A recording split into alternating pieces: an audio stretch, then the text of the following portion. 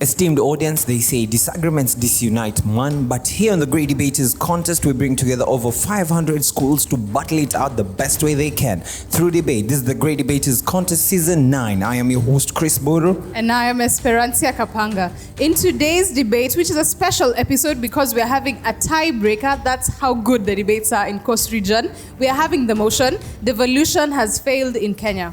In the proposition, we have the gentleman from Shimo Tewa School. And in the opposition, we have the defending champions from Season 8, the regional level, that's Allidina Visram.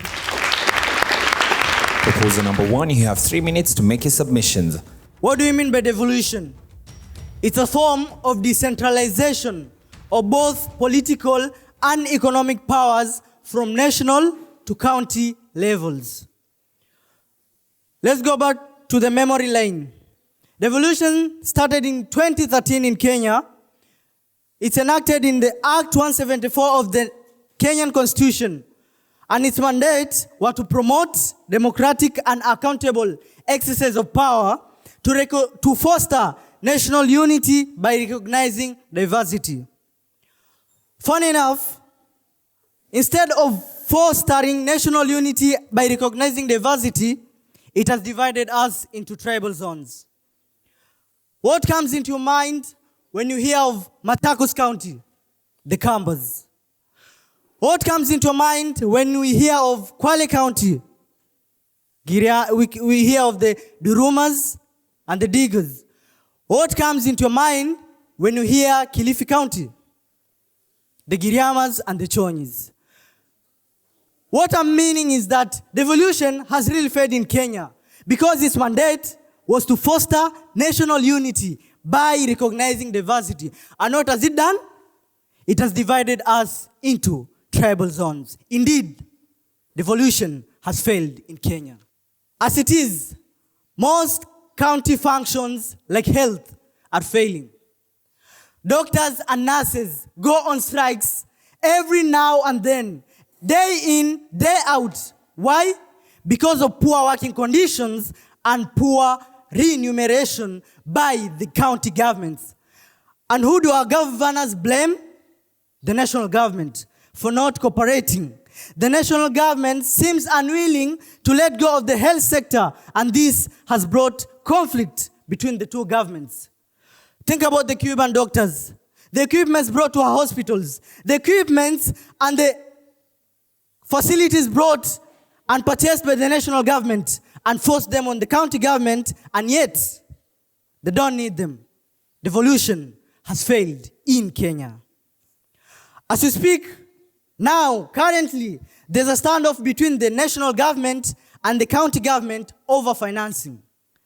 The county governments are demanding that more money should be issued to them to run the county in general. But despite the push by the senators, our honorable president said that there's no money to give to counties. Indeed, devolution has failed in Kenya.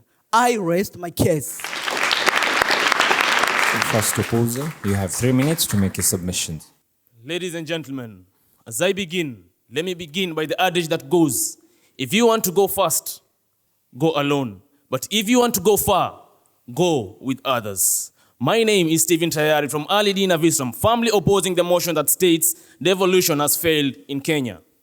Devolution, this is a decentralization of power. To fail, this is the state of not succeeding. Straight away, let me give you a prehistory of devolution. Devolution came about in Kenya as a result of the 2010 referendum. And the implementation of devolution started in 2013 during the general elections, whereby we had the introduction of governors and senators. Ladies and gentlemen, let me talk about how devolution has not failed in Kenya. Let me give you an example of Machakos County. Opposed to what our opponents are saying, they're saying Machakos County has been termed as the county of the Kambas. This is not true, ladies and gentlemen. Machakos County is a metropolitan city where we have all kinds of people, all kinds of tribes in Machakos County.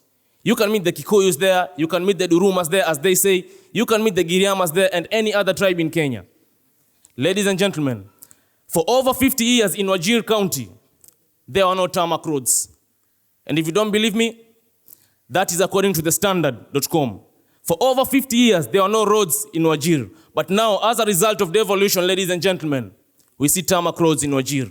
Who doesn't want to transport their goods? Who doesn't want to move from one place to another safely and comfortably? Ladies and gentlemen, even our worthy opponents can bear me witness that everyone in this room loves comfort while traveling. No one loves a hectic journey. Ladies and gentlemen, to move on, let me give you an example of His Excellency, Governor Salim Mvurya of Kwale County. With the introduction of devolution, many students are able to go to school as a result of the sponsorship he offers to the needy students who cannot offer themselves or their parents cannot pay for them fees to go to high school. Tell me, we all know education is the weapon that can be used to fight poverty in this nation, and education is the weapon for development in this nation. Tell me, ladies and gentlemen, I must ask, without the Governor Salim Mvurya, could the students have gone to school? No. The answer is crystal clear. It's a definite no. Another instance is of the same Governor, Salim Mvurya. He came into collaboration with the Member of Parliament for Kinango, Mr. Benjamin Dalu Tayari. And now, developments for the construction of Equity Bank in Kinango are underway. And the tarmac road, Dongo Kundu, all of you know about that road. The issue is, we have to know that devolution hasn't failed. And ladies and gentlemen, with devolution introduction in Kenya, grassroots development is taking place. And with that, I beg to rest my case. Second proposal, you have 3 minutes for cross-examination. Once again, in this gorgeous podium and in front of a large, beautiful crowd is Kimeu Eric from the Shimo Tewa, kindly but strongly proposing the motion, devolution has failed in Kenya. Before I start, I'll give you an adage that too much cooks spoil the broth. Our honorable first opposer has said that Machakos is a metropolitan city which consists of all tribes. But the question is, what comes first into your mind when you hear the word Machakos, Makueni, Kitui? What comes in your mind when you hear the word Kirinyaga, Kiambu? He has also talked about Salim Mvurya giving bursaries to students. But I would like to enlighten him that bursaries were there even before the devolution started. In accordance to that, devolution has increased corruption. According to the Daily Nation of 19th July, the Garissa governor was allocated money to build dams in 2017. But up to now, 2019, nothing is progressing. Look at Governor Waititu. Governor Waititu, our horrible Governor Waititu, was giving tenders to his family. So these political leaders think that everyone feels that it is their time to eat, feels that it is their time to take money into their own pockets. In relation to that, the devolution has expanded the number of legislature, increasing more taxation to the people, to make up of the increasing payments to the governors, to the MCAs, who are demanding more and more money once we open the TV station. That is the headlines. Governors are asking for more money. MCAs are asking for more allowance, house allowance. We need to accomplish SDG number 1 and 2, which is no poverty and zero hunger respectively. Accomplish SDG number 9, industry innovation and infrastructure. The essence of devolution was not only to bring services closer to the people, but also improve their socio-economic status in a conducive and adaptable political environment unique to each country. Have a closer inadequate basic provision like water. According to the Daily Nation, July 17th, resident of Kwale County was seen demonstrating because of lack of clear water. Such ugly demands were not there before the devolution, according to the Standard March of 2019. And this does not fulfill SDG number 6, clean water and sanitations. So, my worthy audience and my worthy opposers, be enlightened. Do not be deceived by the words of people. Thank you. Second opposer, you have 3 minutes for cross-examination. Ladies and gentlemen, let's understand one clear fact, that there is a difference between devolution and the people in power.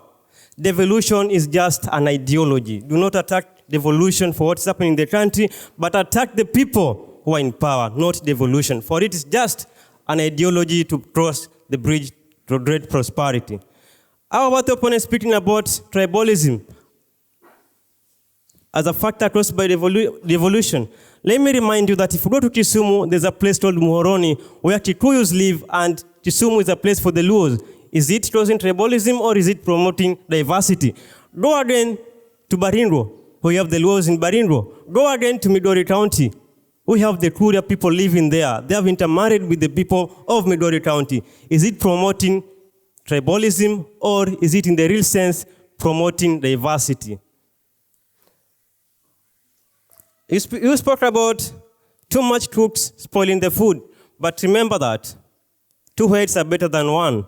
And it's always easier to break 1 twig than to break, it's always easier to break 1 twig, but it's always harder to break 20 twigs combined together. On to my points as to why devolution has brought success to this country is because of it has dealt with marginalization. Northern Kenyan counties have been marginalized for too long, since 50 years after independence. But look what happened after devolution. We had Wajir, we had Mandera, Garissa, all of these counties, they have been represented in the national government because of the people that they choose from the grassroots to represent them in the national government. These counties have also been given allocations, they've been given funds, which was not there during the one central system of government. But because of devolution, these counties are all brought together through equal sharing of national resources. Devolution has also brought about promotion of democracy. How many MPs do we have in the National Assembly? 350 of them, 68 in the Senate, 47 governors. Do you know what is democracy? It is the rule by the people, for the people, and of the people. In the essence that these people, they have a right to choose the person they want for them to lead them.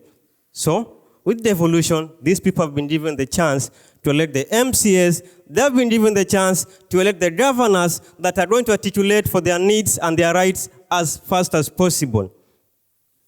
Ladies and gentlemen, the journey of 1,000 miles begins with 1 step. And remember that change is gradual.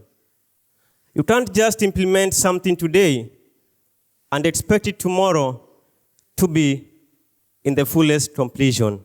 Devolution has just started in Kenya. The 1 step that Kenya made was to endorse devolution. And because of endorsing devolution, we are seeing many transformations and transects. With that, ladies and gentlemen, I beg to oppose the motion and say that devolution has brought success in this country. I rest my case.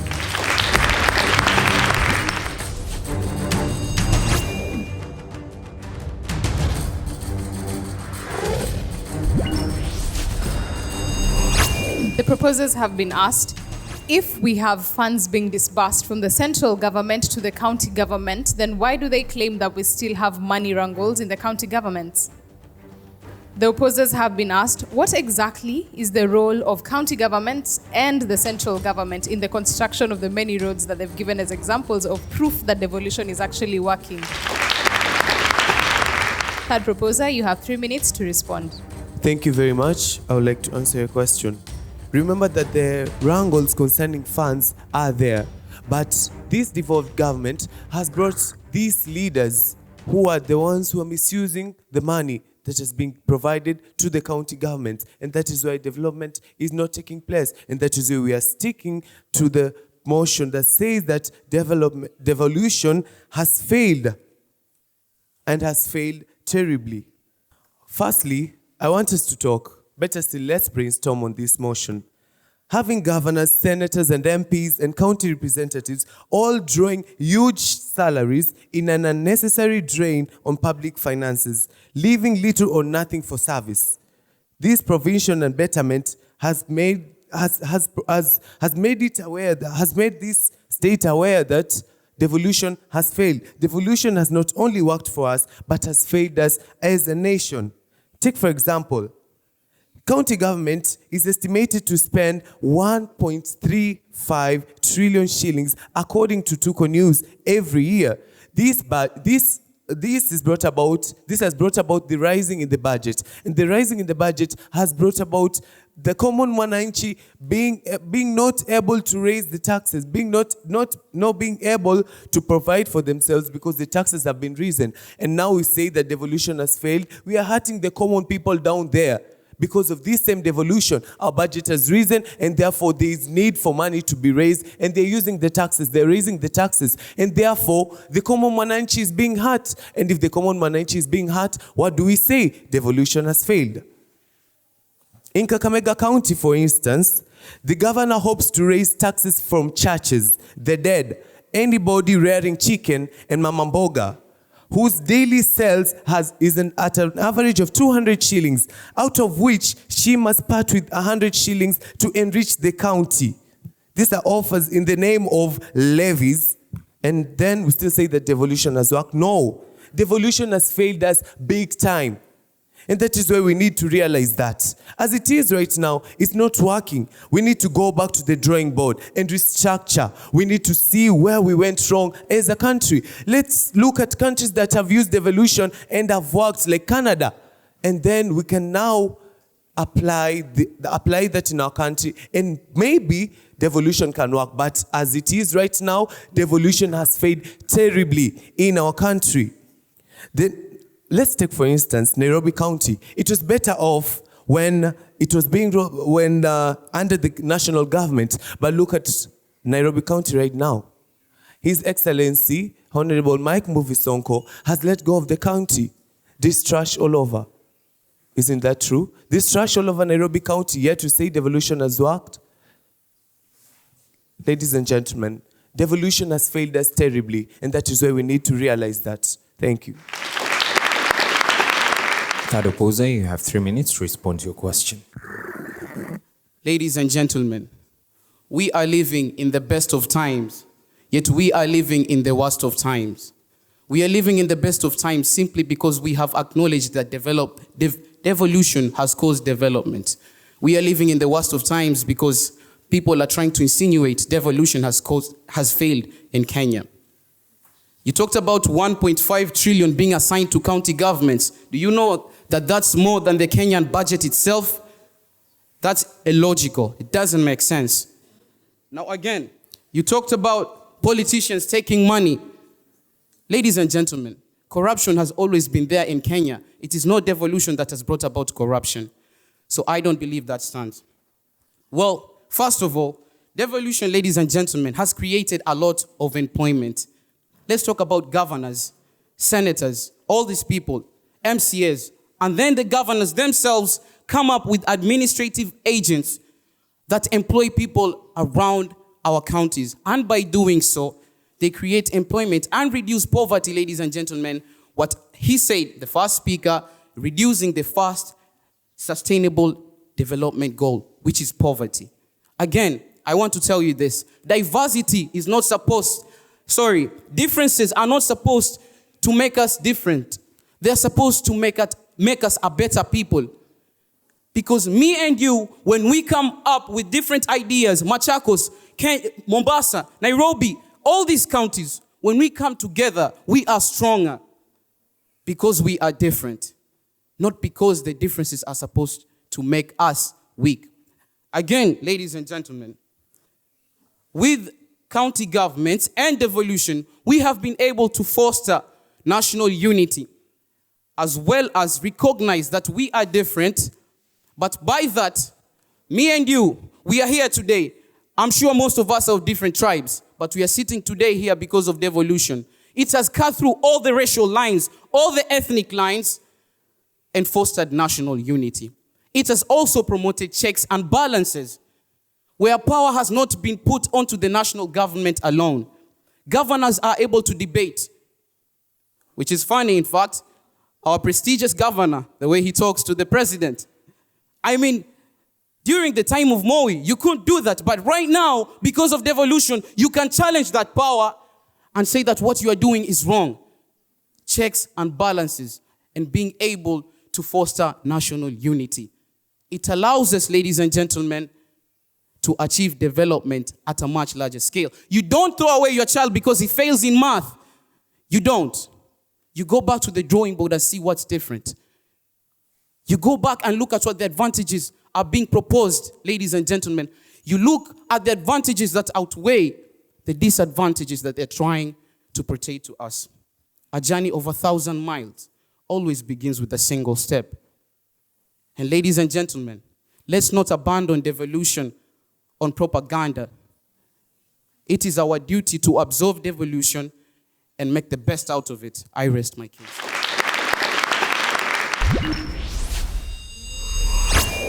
Proposers have 1 minute to make a final submission. Yes, we do acknowledge that a journey of 1,000 miles begins with one step. But seriously, 6 years? 6 years, is that one step? Is that one step? Do we have to wait for 6 years for devolution to work? Why don't we just go back to the drawing board, as you have said, and look for other methods and see how we can be able to employ other methods whereby other countries have worked without devolution, or how they have used devolution in their own way to work. 6 years.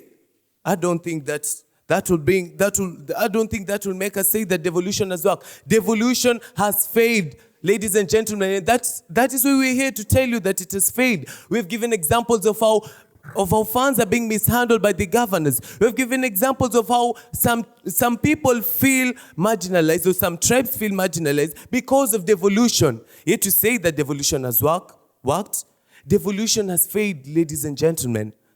Let's not be convinced by our opposers here. Devolution has failed us terribly. Thank you.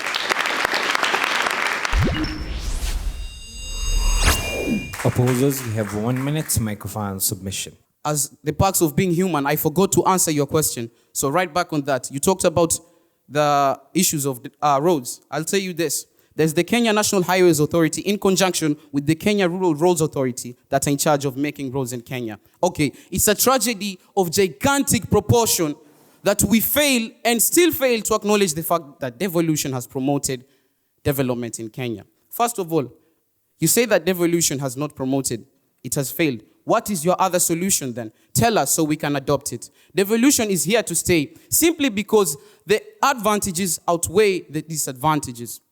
Ladies and gentlemen, a tree, the trees that we see out here, they have a taproot. And then when you look at the sides, they are root hairs. Do you know what we need the root hairs for?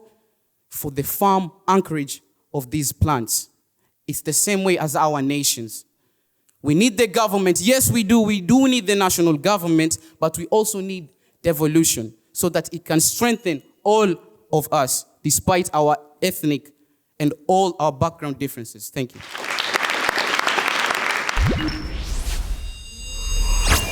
First speaker from Shimo, Tewa, I want to appreciate your history. I think you're a very good start for your team, and that should go marked on you that you did very well in terms of starting off your team. I love the elements of the tribal zones and the current stalemates and all that. It shows that you're very well read and you knew the exact things that are happening. Eric, in terms of your cross-examination, I marked it as fair. It could have been better. But I like the analogies of it's our time to eat and the likes, and even you trying to refer to the current cases we're seeing of governors getting arrested. Now, you talked about more taxation, and then Emmanuel as well came and spoke about taxation. So I felt you could have really probably tried to see extra things you could have said to emphasize that it has failed, okay? Emmanuel, very good speaker. I think you're outstanding in a way, and that's commendable. But that Nairobi example, seeing that it's just filthy all around, I mean, somebody will cross-examine you and tell you that, we even have lions in the street. So anyway, I'm just trying to say, you just don't want to throw a statement and say that it's all filthy, okay? Just say maybe some parts, it's still a struggle in terms of waste collection and all that, okay? Allidina, Visram, a good rebuttal as well from your team. I like the start, though the first speaker did not really define as on the other end. But the examples, the wajia and the likes and what has been happening, well done. To Jeremiah, I think you really came out way better because you had very good questioning and even cross-examination, and even giving examples of what we are seeing in some counties that have other ethnic groups within them. I think I felt like there was a tour of counties, and that was very good. Omar, good cross-examination. I think that was commendable because you came and really cross-examined in a very straightforward point. And the fact that you still say that corruption, yes, has been there, whether we had devolution or not. And well, fairly that's true. Maybe it has been now advanced in another level, or corruption has been devolved. You almost missed the mark for not answering the question. And so I think you were wise in that 1 minute section to do that. Otherwise, it would have been trouble on you.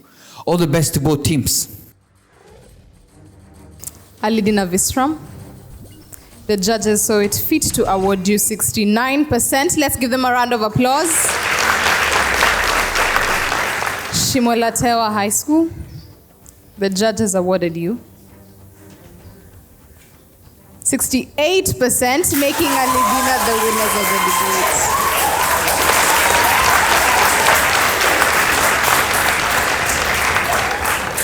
We are proud of both teams for giving us such amazing debates and having us come to this tiebreaker. But congratulations to Allidina for making it to the semifinals. Esteemed audience, the debate does not end here because the conversation still continues across our social media platforms with the hashtag GDC for SDGs. Until the next episode, I've been your host, Chris Boru. And I am Esperanza Kapanga. See you in the semifinals.